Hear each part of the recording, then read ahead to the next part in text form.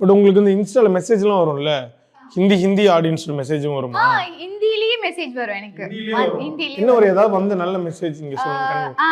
அவங்க வந்து நீங்க பண்றது ரொம்ப நல்லா இருக்கு. நாங்க வந்து எங்களுக்கு புரியலனாலும் கொஞ்சம் கொஞ்சம் ட்ரை பண்ணி ஹிந்தி வார்த்தையில வச்சு அந்த ஹோல் ஆக்ட், ஏன்னா முக்காவாசி பேர் ஃபுல் ஹிந்தி இல்லை, அவங்களுக்கு தமிழ் அவ்வளோவா வராது. ஆனாலும் அவங்க பார்த்து எனக்கு ஒரு பெரிய ஒரு மெசேஜ் அமைச்சிருந்தாங்க.